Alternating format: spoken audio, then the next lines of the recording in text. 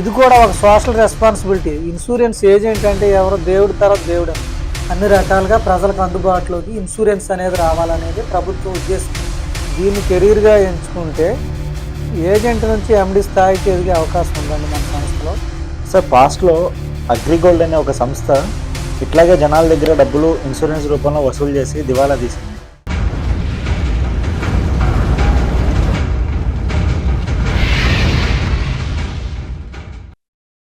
నమస్తే sir. Reality mic అనే channel నుంచి వచ్చాను మీ దగ్గరికి. శ్రీరామ్ లైఫ్ ఇన్సూరెన్స్ గురించి చాలా విషయాలు మాకు తెలుసుకోవాలని ఉంది. సో మీ పేర్లతో ఒకసారి మాకు ఇంట్రడక్షన్ చెప్పారంటే చూసే వాళ్ళకి కూడా తొందరగా అర్థం అవడానికి ఛాన్స్ ఉంది. నా పేరు నాగార్జున అండి. నేను శ్రీరామ్ లైఫ్ ఇన్సూరెన్స్లో 10 years పెట్టి చేస్తున్నాను. ఇప్పుడు మేనేజర్గా చేస్తున్నాను ఏలూరు బ్రాంచ్ తరఫున. ఇది ఇన్సూరెన్స్ అనేది ఏంటంటే ప్రజలకు ఉపయోగపడే ప్రొడక్ట్, కుటుంబాలకి ఆసరా అనమాట. అంటే మనం లైక్ తీసుకుంటే దీన్ని సోషల్ సర్వీస్గా కూడా మనం చెప్పుకోవచ్చు. ఇక్కడ ఈ బ్రాంచ్ నేను నడిపిస్తూ ఉంటాను. నా పేరు జాన్వర్ ప్రసాద్ అండి. నేను శ్రీరామ్ లైఫ్ ఇన్సూరెన్స్లో అసిస్టెంట్ మేనేజర్గా చేస్తున్నాను ఏలూరు బ్రాంచ్లో. నేను ఒక 8 సంవత్సరాల నుంచి ఈ సంస్థలో పనిచేస్తున్నానండి. ఇన్సూరెన్స్ అనేది మార్కెట్లో ప్రతి మనిషికి అవసరం అండి. ఇప్పుడు అవసరమైన ప్రోడక్ట్ని మేము ఇప్పుడు ఎక్కువ మందికి జనాల్లోకి వెళ్ళేలాగా మా ఇన్సూరెన్స్ సంస్థ ద్వారా అందరికీ ఇన్సూరెన్స్ రావాలనే ఉద్దేశంతో, ఉండాలనే ఉద్దేశంతో మా మేనేజర్ గారు నాగార్జున గారితో కలిసి 8 సంవత్సరాలుగా నేను వర్క్ చేస్తున్నానండి. దీనిలో మంచి గ్రోత్ ఉంది.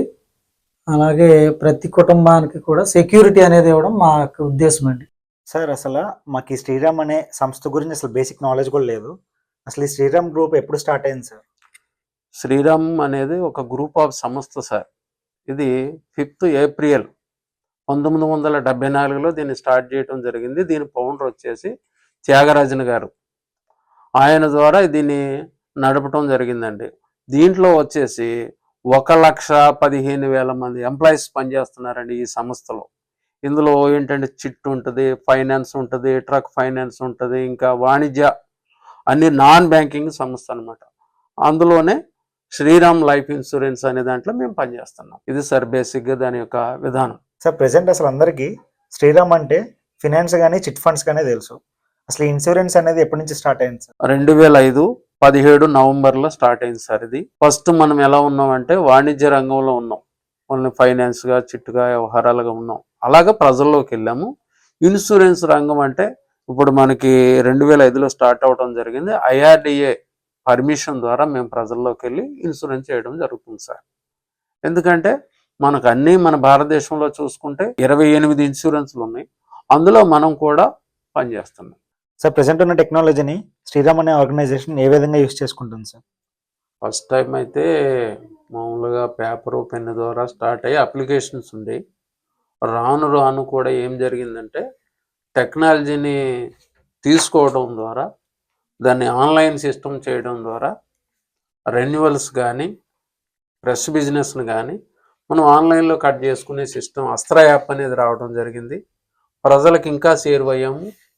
ఇంకా గూగుల్ పే ద్వారా, ఫోన్పే ద్వారా కూడా మన కంపెనీకి మనం కట్టుకునే సిస్టమ్ వచ్చింది. ప్లస్ శ్రీమిత్ర అనే యాప్ కూడా ఇవ్వడం జరిగింది కంపెనీ. ఇంకా అలాగా చేరువవటం ద్వారా పాలసీని షూట్ చేసుకుని ఇంటి దగ్గరే ఉండి లాగిన్ చేసుకునే సిస్టమ్ కూడా కంపెనీ తేవటం జరిగిందండి. ఇంకా ప్రపంచవ్యాప్తంగా చూసుకుంటే ఈ ఆన్లైన్ ఉపయోగించడం ద్వారా ఎక్కువ మంది కస్టమర్స్ రావటం మాకు బేసు ఇదైందండి. దానివల్ల చాలా ఉపయోగం ఉంది. సో ఈ శ్రీరామ్ ఆర్గనైజేషన్ని కొత్తగా కెరీర్గా చూస్ చేసుకున్న వాళ్ళకి మీరు ఏదైనా సజెషన్ ఇస్తారా? తప్పనిసరిగా ఇస్తామండి. మనకి ఎవరైతే దీనిలో వర్క్ చేయాలనుకుని మాతో అసోసియేట్ అవ్వాలనుకున్న వాళ్ళందరికీ కూడా మేము మొదటగా ట్రైనింగ్ ఇస్తామండి. ఏ విధంగా కస్టమర్ని కలవాలి ఇవన్నీ ట్రైనింగ్స్ ఇస్తాము. వాళ్ళల్లో ఎప్పటికప్పుడు మా ఏజిఎం సార్ తోటి, అలాగే ఎగ్జిక్యూటివ్ డైరెక్టర్ గారితో క్లాసులు కండక్ట్ చేస్తాం. వాళ్ళు ఏ విధంగా కెరీర్లో ముందుకెళ్ళాలనేది మేము వెన్నంటే ఉండి ప్రోత్సహిస్తామండి. ఎస్ఓగా తీసుకున్న వ్యక్తికి ట్రైనింగ్ ఇస్తాము. ఎలా చేయాలి, ఎలా చెందాలి అనేది ముందు మేము బేస్ నేర్పుతామండి. ఆయన చేయవలసిన పని ఏంటంటే ఎక్కువగా కన్సిస్టెంట్గా మనం వర్క్ చేసుకోవాలి. రెండోది ఏంటంటే రిఫరల్ ద్వారా ప్రజల్లోకి వెళ్ళాలి. ఇంకొక విషయం ఏంటంటే మనకి పెద్దలకు మేము ఇచ్చే సలహాలు, మా బ్రాంచ్ మేనేజర్స్ ఉంటారు, ఎగ్జిక్యూటివ్స్ ఉంటారు, వాళ్ళు ఇచ్చే సలహాలు తీసుకుని వెళ్ళినప్పుడు వాళ్ళ కెరీర్ బెటర్గా ఎదగడానికి అవకాశం ఉంది. సార్ అసలు నార్మల్గా చిల్డ్రన్స్కి రిలేటెడ్గా వాళ్ళ ఎడ్యుకేషన్ పరంగా ఉపయోగపడేలాగా ఏదన్నా ఒక ఇన్సూరెన్స్ ఉందా సార్ శ్రీరామ్ వాళ్ళ దగ్గర? ఉంది సార్, మన దగ్గర శ్రీ విద్య పాలసీ అని పిల్లల చదువులకి మంచి బెస్ట్ పాలసీ ఉందండి. One of the best Shriram life ఇన్సూరెన్స్లో బెస్ట్ పాలసీ అనమాట శ్రీ విద్య పాలసీ అనేది. ఈ పాలసీ నార్మల్గా 20,000 నుంచి స్టార్ట్ అవుతుంది. ఒక 2 lakhs 3 lakhs వరకు మనం ప్రీమియం పెట్టుకోవచ్చండి. ఇదేంటంటే ఇది double sum assured scheme sir. ఇది ఉదాహరణకి 2 లక్షల సమ్ అష్యూర్డ్ ఉంటే ఒక 2 లక్షల సమ్ అష్యూర్డ్ పిల్లల చదువులకి చివరి 4 సంవత్సరాలు ఇస్తారండి. పాలసీ 15 సంవత్సరాలు తీసుకుంటే 12, 13, 14, 15 సంవత్సరాల్లో పిల్లల చదువులకి 50,000 చొప్పున 2 లక్షలు అదనంగా ఇవ్వబడుతుందండి. మనం తీసుకునే 2 లక్షల సమ్ అష్యూర్డ్కి మరో 2 లక్షల సమ్ అష్యూర్డ్ ఎక్స్ట్రా వస్తుంది. బెస్ట్ పాలసీ ఉంది సార్, విద్యా policy one of the best అండి. ఓల్డ్ ఏజ్లో ఎవరైతే ఉన్నారో వాళ్ళకి రిటైర్మెంట్ అయిపోయి ఏదైనా పాలసీస్ ఏమైనా ఉన్నాయా? ఓల్డ్ ఏజ్కి రిటైర్మెంట్కి మధ్యలో మనకి ఎర్నింగ్ స్టేజ్లో ఉన్నప్పుడు మనం ఆ పాలసీ తీసుకున్నట్టయితే రిటైర్మెంట్ ఫండ్గా అతనికి ఉపయోగపడేటువంటి పాలసీలు ఉన్నాయండి. ఉదాహరణకి ఒక 30,000 రూపాయలు సేవ్ చేసుకోవడం ద్వారా అతనికి ఒక 10 లక్షల రూపాయలు మెచ్యూరిటీ అమౌంట్ ఉంటుంది. ఈ మెచ్యూరిటీ అమౌంట్ను అతను నెలల వారీగా తీసుకోవచ్చు, 3 నెలలకి, 6 నెలలకి, సంవత్సరానికి, లేదా వాళ్ళ అవసరాలను బట్టి లంసంగా తీసుకునే అవకాశం కూడా ఉన్నటువంటి మనకి ఏఐపి ప్లాన్స్ ఉన్నాయండి. మనకి టీవీలో మేమే దాన్ని ఎక్కువగా స్క్రోల్ చేస్తున్నాం ఇప్పుడు. ఎష్యూర్డ్ ఇన్కమ్ ప్లాన్ అని చెప్పి అది 16,300 నుంచి స్టార్ట్ అయ్యి 5 లక్షల వరకు ఉందండి ఆ ప్లాను. వారి యొక్క వ్యక్తిగత అవసరాలను బట్టి ఆ సమయంలో అది నెల నెల పెన్షన్ లాగా వాడుకోవచ్చు, 3 నెలలకు ఒకసారి, 6 నెలలకు ఒకసారి, సంవత్సరానికి ఒకసారి, ఇలాగా వాళ్ళు ఏ విధంగా తీసుకోవాలనే దాన్ని బట్టి రిటైర్మెంట్ ప్లాన్స్ కూడా ఉన్నాయండి మా దగ్గర. సార్ పాస్ట్లో అగ్రిగోల్డ్ అనే ఒక సంస్థ ఇట్లాగే జనాల దగ్గర డబ్బులు ఇన్సూరెన్స్ రూపంలో వసూలు చేసి దివాలా తీసింది. సో అట్లాగా మన కంపెనీ వెళ్ళకపోవడానికి లేదంటే వెళ్ళదు అని చెప్పడానికి మీ దగ్గర ఏదైనా షూరిటీ ఉందా? తప్పనిసరిగా చెప్తామండి. అంటే మనకి గతంలో అగ్రిగోల్డ్ అని, తర్వాత పెరల్స్ అని, మైత్రి అని, అగ్రిగోల్డ్, అభయ గోల్డ్, అక్షయ గోల్డ్ అని రకరకాల కంపెనీలు, కొంతమంది వ్యక్తులు కలిపి ఒక కంపెనీ ప్రారంభించుకుని చేసినట్టు వ్యాపారాలు అగ్రిగోల్డ్ లాంటివి, లైక్ అన్నీ కూడా పెరల్స్ లాంటివన్నీ కూడా. అంటే వాళ్ళు ప్రజల నుంచి కొంత సొమ్ములు సేకరించి వాటితోటి రకరకాల వ్యాపారాలు చేసి లాభం వస్తే దాన్ని షేర్ చేస్తారు. అది 5 సంవత్సరాలు కట్టండి, 6వ సంవత్సరంలో ఇంత వేసిస్తామన్నట్టు చేశారు గతంలో. అది కొద్దిగా లాభాల్లో ఉన్నంతకాలం ఇంట్రెస్ట్ ఇవ్వగలిగారు, చేయగలిగారు. ఎప్పుడైతే వాళ్ళు బిజినెస్లో లాస్ వచ్చినప్పుడు ఎత్తేయడానికి ఆ రీజన్స్ చూపించి ఎత్తేయడం జరిగింది. అంటే ఇక్కడ కంపెనీలు ప్రొప్రైటరీ కంపెనీలు ఉంటాయండి, అలాగే లిమిటెడ్ కంపెనీస్ ఉంటాయి. 2 రకాల కంపెనీలు ఉంటాయి. మన ప్రొప్రైటరీ కంపెనీలు అంటే కొంతమంది వ్యక్తులుగా చేసే వ్యాపారం. ఈ లిమిటెడ్ కంపెనీస్ అంటే ఒక ప్రభుత్వ భాగస్వామ్యం ఉంటుంది, ప్రజల షేర్లు ఉంటాయి దాంట్లో, అవి ఎత్తేయడానికి ఉండదండి. ప్లస్ ఏంటంటే ఇన్సూరెన్స్ అనేది ప్రభుత్వం నడిపిస్తుంది. మన ప్రధానమంత్రి పివి నరసింహారావు గారు ప్రధానమంత్రి ఉన్న సమయంలోనే ఇన్సూరెన్స్ అనేది అన్ని రకాల వర్గాలకు అందుబాటులోకి వెళ్ళాలి అనే ఉద్దేశంతో ఐఆర్డిఏ అంటే ఇన్సూరెన్స్ రెగ్యులేటరీ డెవలప్మెంట్ అథారిటీ అనే ఒక సంస్థని పార్లమెంట్ ద్వారా నిర్మించారు. ఆ సంస్థ ద్వారానే ఇప్పుడు భారతదేశం అంతటా కూడా 28 ఎల్ఐసీలు నడుస్తూ ఉన్నాయి. ఇందులో కొన్ని బ్యాంక్స్ ఉంటాయి, like SBI, Canara bank, Punjab national bank, HDFC, some other బ్యాంక్స్కి ఇన్సూరెన్స్ చేయడానికి పర్మిషన్ ఇచ్చారు. అలాగే కొన్ని టాప్ 10లో ఉన్నటువంటి కొన్ని 10 సంవత్సరాల వ్యాపార రంగంలో దిగ్గజాలుగా ఉన్నటువంటి రిలయన్స్, శ్రీరాము, బజాజ్ అని, భారతీ ఏఎక్సీ అని, ఇలాగ సమ్ అదర్ మొత్తం ఎల్ఐసి ఇండియాతో కలిపి 24 ఎల్ఐసీలు. ఎల్ఐసి ప్రభుత్వం నడిపించేది అని అంటారు, అది వన్ ఆఫ్ ద ఎల్ఐసి, అంతేగాని అదే ప్రభుత్వం ఎల్ఐసి కాదు. ఇవన్నీ 24 ఎల్ఐసీలు, 28 ఎల్ఐసీలు కూడా ఐఆర్డిఏ రెగ్యులేటరీ ప్రకారమే వర్క్ చేస్తాయి. భారతీయ బీమా నియంత్రణ అభివృద్ధి సంస్థ, అది స్వయం ప్రతిపత్తి కలిగినటువంటి ఒక సంస్థ. ఆ సంస్థ ద్వారానే ఇన్సూరెన్స్ రెగ్యులేట్ చేయబడుతుంది, కొత్తగా లైసెన్సింగ్ ఇవ్వబడుతుంది.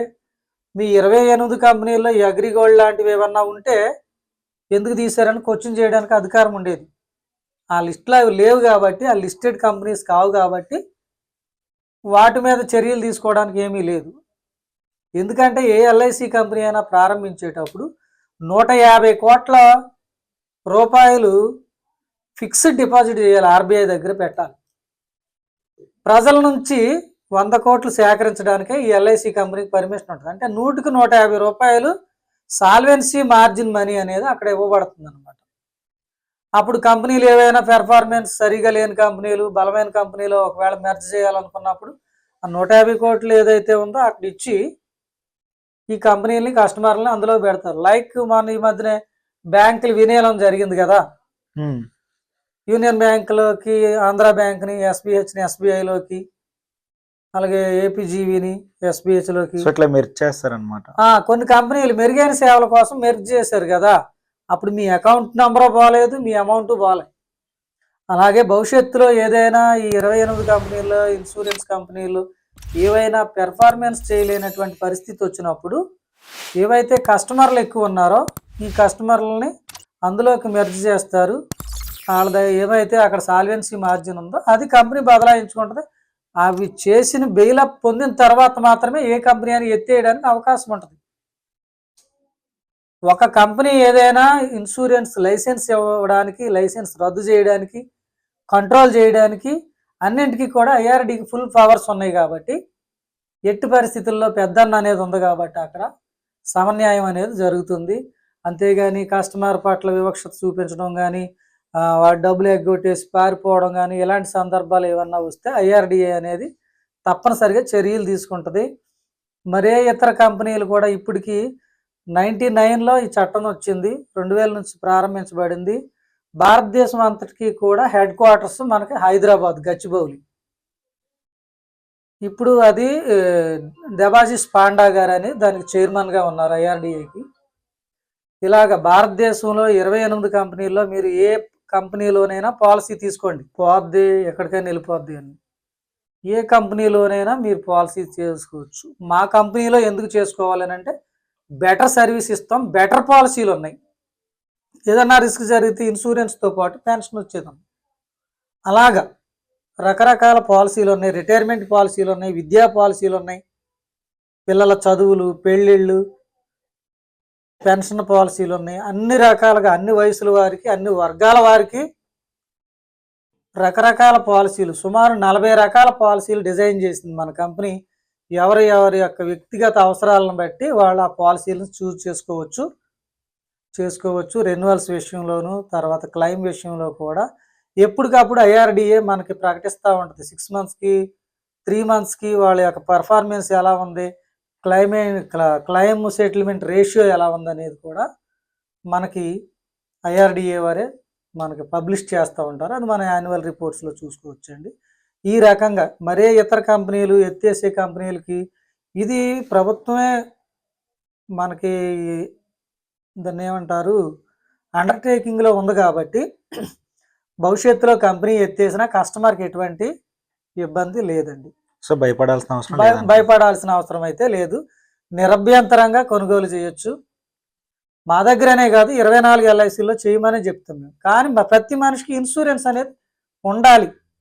1956లోనే ఎల్ఐసి ఇండియా స్థాపించి ప్రతి పెద్ద నగరాల్లో ఒక బిల్డింగ్ కట్టి స్టాఫ్ని రిక్రూట్ చేసి జీతాలు ఇచ్చి కంపెనీ గవర్నమెంట్ జీతాలు ఇచ్చి చేసింది. బట్ వాళ్ళు ఏం 10% పీపుల్ కూడా ఇన్సూరెన్స్ ఇవ్వలేకపోయారు. సరైన ఇన్సూరెన్స్ సరైన మోతాదులో ఇవ్వలేకపోయారు. అందుకనే 99లో మన పివి నరసింహారావు గారు ఆర్థిక సరళీకృత విధానాలు తెచ్చారు. ప్రైవేట్ భాగస్వామ్యంతో ప్రతి బెనిఫిట్ కింది స్థాయికి వెళ్ళాలనేసి. ఒక టెలికాం రంగంలో చూసుకుంటే ప్రైవేట్ నెట్వర్క్ని అనుమతించడం బట్టి ఇప్పుడు దూరం కాసుకునే వ్యక్తి దగ్గర కూడా ఫోన్ అనేది ఉంది. ఏమా బాబు మాకు ఏదట వచ్చిందని అడుగుతున్నాడు ఫోన్ చేసి. అంటే టెక్నాలజీ క్షేత్రస్థాయిలోకి వెళ్ళాలి అని అంటే బిఎస్ఎన్ఎల్ సిమ్ వాడేవాడే తక్కువ ఉంది, దాని నెట్వర్క్ తక్కువ ఉంటుంది. దూరదర్శన్ ఉంది, ఆ టీవీ ఉందని చాలామందికి తెలియదు అనమాట. ఎందుకంటే ఇంకా బెటర్ హెచ్డి క్వాలిటీలు వచ్చినాయి, చక్కగా పిక్చర్ క్వాలిటీ వస్తుంది, మాట పాట అంతా డీజేలు వస్తున్నాయి.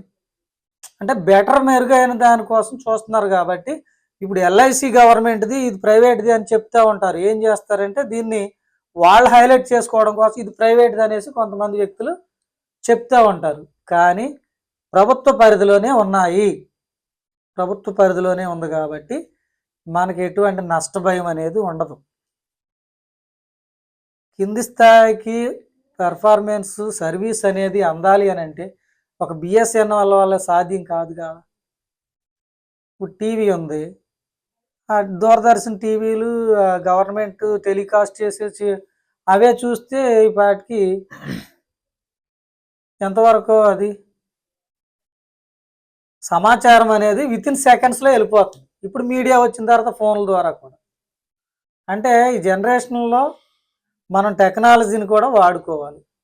అలాగే మన దగ్గర సరైన ఇన్ఫర్మేషన్ ఉంది, దీన్ని అనేక మాధ్యమాల ద్వారా మేము ప్రజలకు చేరువలుగా చేస్తూ ఉన్నాం. ఇప్పుడు ఫేస్బుక్ ఉంది, ట్విట్టర్ ఉంది, వాట్సాప్, అన్నిల్లో మా దగ్గర పనిచేసేటువంటి ఎస్ఓలు కానీ డిఓలు కానీ అందరూ కూడా ఈ సాంకేతికతని అందుకుని ప్రతి మనిషికి ఇన్సూరెన్స్ ఉండాలనే ధ్యేయంగా పనిచేస్తున్నామండి. 2025 సంవత్సరంలోకి మన నరేంద్ర మోడీ గారే చెప్పారు 2025 నాటికి 50% పీపుల్కి ఇన్సూరెన్స్ ఉండాలి, లేదు నెక్స్ట్ గవర్నమెంట్ కనుక ఫామ్ అయితే మ్యాండేటరీ చేస్తారట. దాన్ని బట్టి ఇన్సూరెన్స్ అనేది ఇప్పుడు బాగా గ్రో అవుతుంది, అన్ని వర్గాల ప్రజలకు అందుబాటులోకి వస్తుంది. అన్ని రకాలుగా ప్రజలకు అందుబాటులోకి ఇన్సూరెన్స్ అనేది రావాలనేది ప్రభుత్వ ఉద్దేశం. అది ఒక ఎల్ఐసి ఇండియాయే చేయాలంటే మరింత స్టాఫ్ని పెట్టాలి, మరిన్ని బిల్డింగ్లు కట్టాలి. అదే కొంత ప్రైవేట్ భాగస్వామ్యం తీసుకొస్తే దానికి వాళ్ళ ఖర్చు ఏం లేదు కదా, పర్మిషన్ ఇస్తారు, కంట్రోల్ వాళ్ళ దగ్గరే ఉంటుంది కాబట్టి చక్కగా వర్క్ జరుగుతుంది అన్నమాట. అందుకనే ఇప్పుడు మోర్ దాన్ 25%కి ఇన్సూరెన్స్ అనేది ఇవ్వడం జరిగిందండి. మన 2024 లెక్కల ప్రకారం ఏంటంటే భారతదేశంలో 25 ప్రజలకి 125 మందికి ఇన్సూరెన్స్ ఉంది. ఇంకా 75% ఉన్నారు. 75%లో కూడా 40% కట్టగలిగిన వాళ్ళు ఉన్నారు. వాళ్ళకి సరైన అవగాహన ఇవ్వడానికి జనం లేరు. అంటే ఇన్సూరెన్స్లో ఏజెంట్గా జాయిన్ అవ్వాలంటే రిస్క్ ఎక్కువ ఉందనే ఉద్దేశంతో ఎక్కువగా చూస్ చేసుకోవట్లేదు. మేము ఒకటే చెప్తున్నాం ఏంటంటే ఇన్సూరెన్స్లో అపారమైన అవకాశాలు ఉన్నాయి.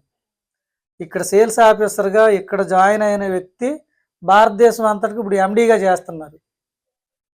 అంటే కింది స్థాయి నుంచి వచ్చే వ్యక్తులే ఇందులో ఎదిగే అవకాశం ఉందని మా ఎండీ గారు ఎప్పుడు చెప్తూ ఉంటారు. సార్ ఇప్పుడు ప్రజెంట్ ఎలా ఉందంటే స్టేజెస్ ఆఫ్ పీపుల్ని బట్టి ఇన్సూరెన్స్ అనేది డిసైడ్ అవుతుంది.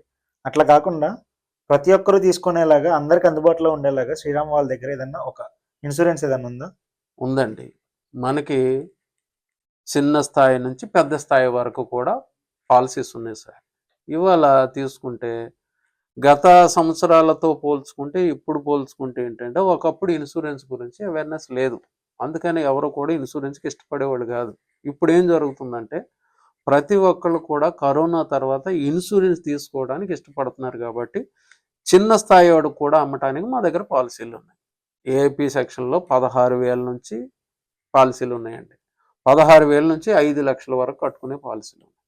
అలాగే వన్ ఆఫ్ ది బెస్ట్ పాలసీలు మా దగ్గర ఏంటంటే పిఏబి పాలసీ అనేది ఉంది సార్. పిఏబి పాలసీ అంటే సంవత్సరానికి వచ్చి ఒక 66,000 రూపాయలు ఆయన తీసుకోవడం ద్వారా ఆయనకి 6,60,000 బాండ్ వాల్యూ ఇస్తున్నామండి. తీసుకున్న 15 రోజులు బాండ్ వచ్చినమ్మటే. అది పాలసీ విధానం ఎలా ఉంటుందంటే 20 years పాలసీ టర్మ్ ఉంటుందండి. దాని పాలసీ టర్మ్ వచ్చేసి పేయింగ్ టర్మ్ వచ్చేసి 10 years కట్టాలి. 11వ సంవత్సరం నుంచి ఆయనకి బాండ్ వాల్యూ అంటే 6,60,000 నుంచి 70% అంటే 42,000 చొప్పున 10 సంవత్సరాలు ఇచ్చుకుంటే వెళ్తారండి. ఇక అక్కడ నుంచి కట్టే పని లేదు. ఇందులో ఉన్న గొప్ప విషయం ఏంటంటే తీసుకున్న మొదటి కట్టే రోజుల్లో ఏది జరిగినా ఇన్సూరెన్స్ ఉంటుంది, తీసుకునే మన అమౌంట్ తీసుకునే రోజుల్లో కూడా ఇన్సూరెన్స్ ఉంటుంది, ఆఖరిని మెచ్యూరిటీ ఉంటుంది. ఇందులో ఇన్ కేసు మన అతను నడుస్తూ ఉండగా కాలగమనం నడుస్తూ ఉండగా జనరల్గా ఏమన్నా జరిగినప్పుడు 1 yearలో జరిగినా 2 yearలో జరిగినా ఆ బాండ్ వాల్యూని సమాన నిష్పత్తిలో ఎక్కడి నుంచి అయితే ఆ వ్యక్తి చనిపోయాడో ఆ వ్యక్తికి ఆ బాండ్ వాల్యూని సమాన నిష్పత్తిలో అన్ని సంవత్సరాలు ఇవ్వటం జరుగుతుంది. ప్లస్ ఇంకేంటంటే మళ్ళీ 11వ సంవత్సరం నుండి వచ్చే ఆ 42,000 చొప్పున 10 ఏళ్ళు ఇస్తాడు, మెచ్యూరిటీ ఇస్తాడు. అంటే సుమారుగా 19 లక్షలు అనేది ఇన్సూరెన్స్ కవరేజ్ జరుగుతుంది నార్మల్గా జరిగితే. అదే ప్రమాదంగా జరిగితే ఆయనకి ఏం జరుగుతుందండి, 6,60,000 బాండ్ ఇవ్వాలి, మళ్ళీ పెన్షన్ ఇవ్వాలి, మెచ్యూరిటీ ఇవ్వాలి, మధ్యలో వచ్చేటువంటి 42,000 ఉంది కదండి అది కూడా ఇవ్వాలి సార్. ఇది ఆన్ బాండ్లో మేము ఏది చెప్పామో అది రాసిస్తాం. ఒకటి క్లెయిమ్ రేషియోలో 48 అవర్స్లో క్లెయిమ్ ఇస్తాం. మన భారతదేశంలో మొత్తంలో అన్ని ఇన్సూరెన్స్ కంపెనీల్లో చూసుకున్న మన దాంట్లో 99% క్లెయిమ్ రేషియోలో ముందున్నాం. ఇది సార్ మా దగ్గర ఉన్నటువంటి best policy. Shriram life insurance కంపెనీలో ప్రెసెంట్ కెరియర్గా చూస్ చేసుకున్న వాళ్ళకి జాబ్ ఆపర్చునిటీస్ ఎలా ఉన్నాయి సార్ అసలు? మన శ్రీరామ్ కంపెనీలో సార్ సేల్స్ ఆఫీసర్గా తీసుకుంటాం, లైక్ ఏజెంట్. తర్వాత స్థాయి డెవలప్మెంట్ ఆఫీసర్ ఉంటుందండి. అక్కడ నుంచి BDE, BDM, unit manager, sales manager, ఇలాగా అంచెలంచెలుగా ఎదిగే అవకాశం ఉంటుంది. దీన్ని కెరీర్గా ఎంచుకుంటే ఏజెంట్ నుంచి ఎండి స్థాయికి ఎదిగే అవకాశం ఉందండి. మన సంస్థలో చాలా బెస్ట్ ఆపర్చునిటీ ఉంది మన శ్రీరామ్లో. దీని ద్వారా మీ అందరికీ చెప్పేది ఏంటంటే, జాబ్స్ రావట్లేదు అనేసి అలా నిరుత్సాహంగా ఉత్తేజంగా ఉండకుండా, ఇది కూడా ఒక సోషల్ రెస్పాన్సిబిలిటీ. ఇన్సూరెన్స్ ఏజెంట్ అంటే ఎవరో దేవుడి తర్వాత దేవుడు అన్నమాట. దేవుడు వస్తాడా రాడు, ఏజెంట్ వస్తాడు. మీకు ఏదన్నా రిస్క్ జరిగినా, రేపొద్దున మెచ్యూరిటీ తీసుకున్నా. కాబట్టి దీన్ని మేము వృత్తినే దైవంగా భావించి చేస్తున్నాము. దీంట్లో అందరికీ వెల్కమ్ చెప్తున్నాము. మరిన్ని కుటుంబాలకి సేవ చేయడానికి, మాతో పాటు పనిచేయడానికి బెస్ట్ ఆపర్చునిటీస్ ఉన్నాయండి. సార్ ప్రజెంట్ జనరేషన్లో నెంబర్ ఆఫ్ ఇన్సూరెన్స్ కంపెనీస్ ఉన్నాయి. సో శ్రీరామ్ లైఫ్ ఇన్సూరెన్స్ని ఎందుకు చూస్ చేసుకోవాలి? చాలా మంచి క్వశ్చన్ అడిగారు సార్. శ్రీరామ్ అనేది మనకి ప్రజల్లోకి చేరువుగా వెళ్ళడానికి ఏంటంటే, ఇది ఇన్సూరెన్స్ రంగం కాబట్టి దీన్ని మనం ప్రజల్లోకి తీసుకెళ్తాము. ప్రజల్లోకి తీసుకెళ్ళి అవేర్నెస్ ప్రోగ్రామ్స్ ఇస్తాము. వాళ్ళతో మాట్లాడి వాళ్ళ డౌట్లు తెలుసుకుంటాం, వాళ్ళతో మమేకమై పనిచేస్తామండి. మా దగ్గర తీసుకోవడానికి మెయిన్ రీజన్ అది. అక్కడ మనం ఏదో మార్కెట్లోకి వెళ్ళాము వచ్చేసాం అన్నట్లుగా ఉండదండి. ప్రజల్ని మనం ఎడ్యుకేట్ చేస్తాం. అక్కడ ఎడ్యుకేట్ చేస్తాం. ఇన్సూరెన్స్ ఎందుకు అవసరం, అది తీసుకోవడం వల్ల కుటుంబానికి అవసరం ఏంటి, రేపొద్దున ఫర్దర్గా పిల్లల పెళ్ళిళ్ళు కానీ, చదువులు కానీ, ఈ విధానాలకి ఎలా ఉపయోగపడుతుందో మేము ఎడ్యుకేట్ చేస్తామండి. మా ఎంప్లాయీస్ కానీ, మా ఏజెంట్స్ కానీ, మా డివోర్స్ కానీ. అందుకని ఎక్కువగా ప్రజలు మా దగ్గర తీసుకోవడానికి ఇష్టపడతారు. ప్లస్ సర్వీస్ మోటోలో కూడా, రెన్యువల్ విషయంలో కూడా మేము ఎలా ఉంటామంటే, 1కి 10 సార్లు మాట్లాడతాం.